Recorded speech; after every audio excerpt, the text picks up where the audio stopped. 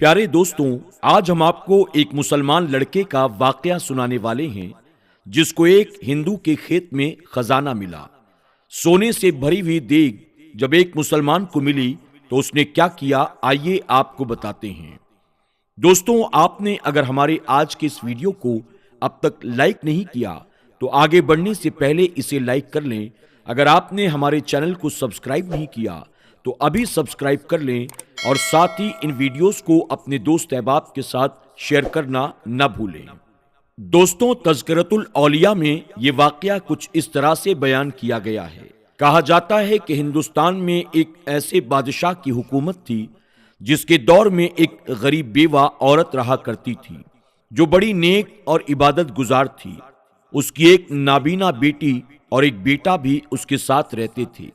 बेटा 15 साल का था और दिन भर मेहनत मजदूरी करके अपनी माँ और बहन का पेट पालता था। एक दिन उसे कहीं भी मजदूरी न मिली जबकि उसके घर में 3 दिन से फाके हो रहे थे। इस सूरत हाल में बेटा अपनी माँ के सामने बैठकर रोने लगा।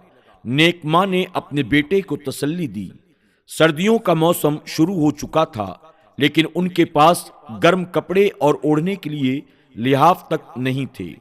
एक रात उसकी बहन जिससे वो बहुत मोहब्बत करता था, उसकी पसली में दर्द उठा और वो उसी दर्द की कैफियत में दुनिया से चल बसी, यानी उस बहन का इंतकाल हो गया।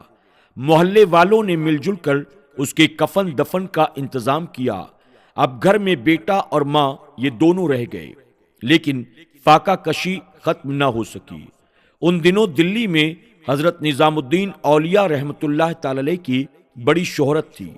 जब उस लड़के ने हजरत निजामुद्दीन औलिया रहमतुल्लाह ताला अलैह के बारे में सुना तो उनकी खिदमत में हाजिर होने का इरादा किया ताकि अपनी बदहाली दूर कराने के लिए अल्लाह के वली से दुआ करा सके।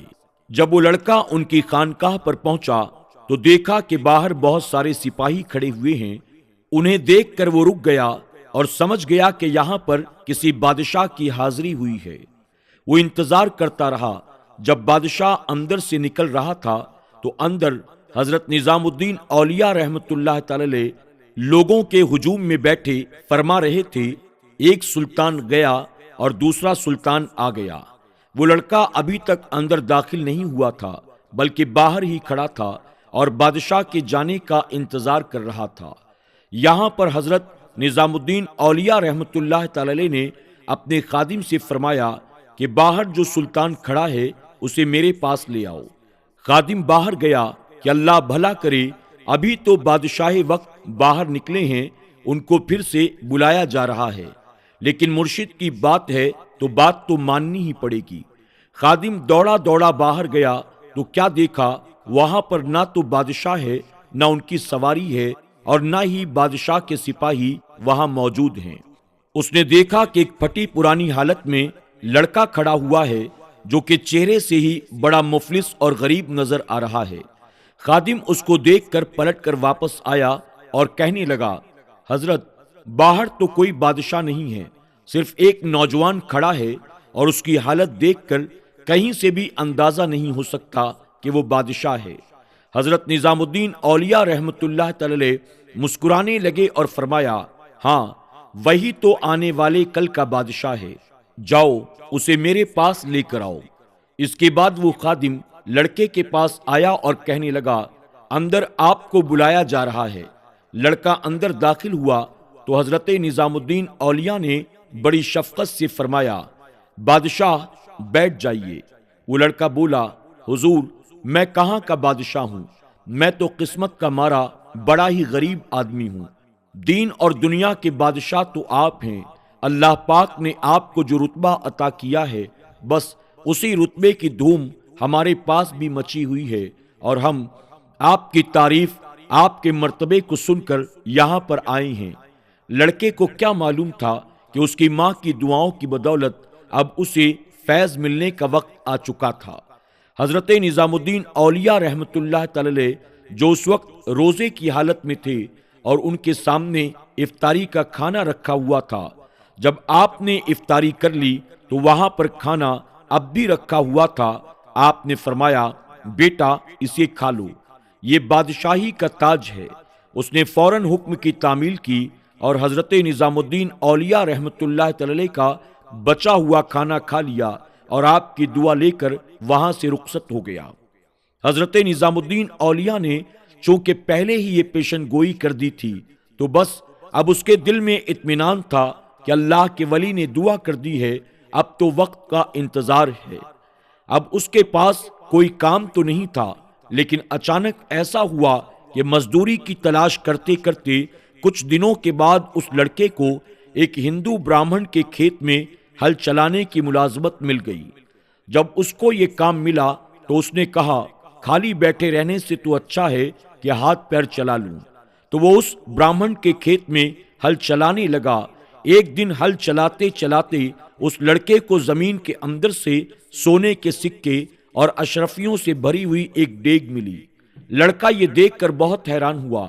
اگر وہ چاہتا تو اس ڈیگ کو اپنے ساتھ لے کر چلا جاتا اور بچی کچی زندگی آرام سے گزارتا، لیکن کیونکہ وہ امانت دار تھا، ایماندار تھا، اس نے خیانت کرنے کے بجائے وہ ڈیگ ہندو براہمن کے حوالے کر دی۔ وہ ہندو براہمن اس کی ایمانداری سے بڑا خوش ہوا کہ اتنی بڑی ڈیگ ملنا اور ڈیگ کو دیکھ کر لالچ میں نہ آنا، اس میں سے ایک بھی اشرفی کا نہ لینا، ایک بھی سونے کا سکہ نہ لینا، ظاہر سی بات ہے ایسے نیک نوجوان کو کون نہیں یاد رکھے گا۔ کوئی غیر مسلم بھی ہوگا تو اس کے کام سے یقیناً وہ بھی خوش ہوگا۔ وہ براہمن بھی بڑا خوش ہوا اور بادشاہ کے دربار میں حاضر ہوا۔ اس نے کہا، آپ کی خدمت میں تحفہ پیش کرنا چاہتا ہوں۔ اس نے بڑی سی ڈیگ بادشاہ کے حوالے کی اور کہا، یہ میرے کھیت سے نکلی ہے اور یہ کہہ کر آپ کے حوالے کر رہا ہوں کہ اس ڈیگ کو نکالنے والا میرا ایک ملازم ہے جو کہ مسلمان ہے۔ وہ کافی دنوں سے بڑی محنت سے میرے کھیتوں میں کام کر رہا ہے۔ وہ بہت غریب ہے، لیکن اس نے ایک سکہ بھی اس ڈیگ سے نہیں لیا۔ میں اس کی ایمانداری سے بڑا خوش ہوا ہوں۔ وہ ہندو براہمن اس کی ایمانداری کے بارے میں بادشاہ کو بتانے لگا تو بادشاہ یہ سن کر بہت خوش ہوا۔ اس نے کہا، اس لڑکے کو ہمارے دربار میں بلایا جائے۔ شاہی دربار میں ہم اسے ملازم رکھنا چاہتے ہیں۔ ہمیں ایسے ہی دیانتدار ایماندار انسان کی ضرورت ہے۔ اب وہ لڑکا محل میں رہنے لگا۔ کچھ وقت کے بعد وہ لڑکا اپنی ذہانت اور قابلیت کی وجہ سے دربار کے خاص امراء میں شامل ہو گیا، یعنی اب چاروں طرف اس کا چرچا ہونے لگا۔ اللہ پاک نے کایا پلٹ دی۔ دعا اس کو ملی تھی اور دعا کو قبول بھی کر لیا گیا تھا، لیکن اب وہ بادشاہ کیسے بنا؟ وہ اس طرح سے بنا کہ جس بادشاہ کے یہاں وہ نوکری کر رہا تھا، اس کے شہر سے دور ایک دوسرے شہر میں اس کی رہائش تھی۔ وہاں کے رہنے والے لوگوں نے جب دیکھا کہ یہ لڑکا تو بادشاہ کے پاس کام کرتا ہے اور بہت اچھے مشورے دیتا ہے، یہاں تک کہ اللہ پاک نے اس کو اتنا نواز دیا جو اتنی دولت ہونے کے باوجود سب کا خیال رکھتا ہے، غریبوں میں پیسے بانٹتا ہے، اگر ہم ایک دوسرے سے مشورہ کریں اور اپنے شہر کا بادشاہ کسی کو بنانا چاہیں تو کیا ہی بات ہے کہ ہم اس لڑکے کو اپنا بادشاہ بنا لیں۔ تو وہاں کے رہنے والے تمام معزز لوگوں نے جو کہ بڑے بڑے امیر لوگ تھے، انہوں نے اتفاقی رائے سے اس لڑکے کو اپنا بادشاہ بنا لیا۔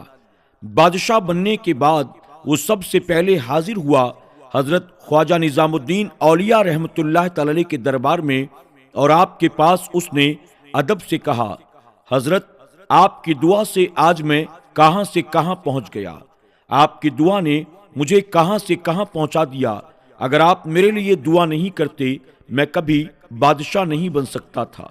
مجھے میرے شہر کا وہ امیر انسان بنا دیا گیا ہے کہ اگر آج میں اپنے منصب کو دیکھتا ہوں تو یہی سوچتا ہوں کہاں میں غریب نادار مسکین تھا۔ میرے گھر میں 3 دن فاقے ہوا کرتے تھے۔ میری بہن اسی بھوک کی وجہ سے دنیا سے چلی گئی، لیکن آپ کی دعا نے میری زندگی کو بدل دیا۔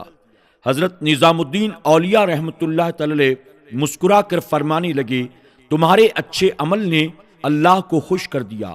آج جو کچھ تم ہو یہ اللہ پاک کی تم پر مہربانی ہے۔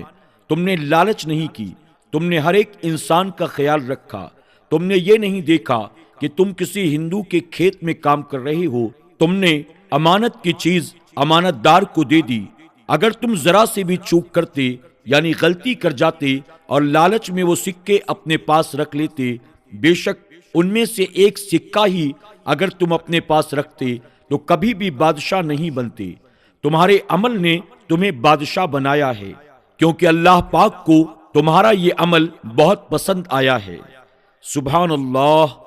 وہ لڑکا بادشاہ بننے کے بعد اکثر لوگوں سے یہ کہا کرتا تھا کہ حضرت خواجہ نظام الدین اولیاء رحمت اللہ تعالی کی دعا نے مجھے گدائی سے شاہی تک پہنچا دیا، ورنہ میں تو ایک بہت غریب اور مفلس انسان تھا۔ کہاں تھا میں اور آج کہاں پہنچ گیا؟ دوستوں، امید کرتے ہیں کہ آج کی یہ ویڈیو آپ کو ضرور پسند آئی ہوگی۔ اس ویڈیو سے ہمیں یہ درس ملتا ہے کہ بحیثیت مسلمان ہمیں اور آپ کو ہمیشہ دیانتداری اور ایمانداری سے کام کرنا چاہیے۔ دنیا کے مال و دولت کی لالچ اور محبت میں کبھی بھی ایمانداری کا دامن اپنے ہاتھوں سے نہ چھوڑیں۔ یقیناً اللہ تبارک تعالیٰ اس کا دونوں جہاں میں آپ کو بہتر اجر عطا فرمائے گا۔ دشمن کا دل بھی آپ کے لیے کشادہ ہوگا اور اللہ اس کے دل میں آپ کے لیے عزت اور محبت پیدا کرے گا، اور دیانتداری اور ایمانداری کا صلہ اللہ آخرت کے ساتھ ساتھ دنیا میں بھی عطا فرماتا ہے۔ اللہ ہمیں اور آپ کو ان تمام باتوں کو صحیح طور پر سمجھنے، اس پر عمل کرنے کی توفیق عطا فرمائے، آمین یا رب العالمین۔ دوستوں، اس ویڈیو کے بارے میں آپ کی کیا رائے ہے؟ کمنٹ باکس میں جا کر ضرور کمنٹ کریں۔ آپ کے کمنٹس کو پڑھ کر ہمیں بڑی خوشی ہوتی ہے اور ساتھ ہی ہماری حوصلہ افزائی بھی۔ انشاءاللہ ایک نئی ویڈیو کے ساتھ بہت جلد آپ کی خدمت میں حاضر ہوں گے۔ تب تک کے لیے اجازت دیں۔ اللہ سب کو ڈھیروں خوشیاں عطا فرمائے۔ اللہ حافظ۔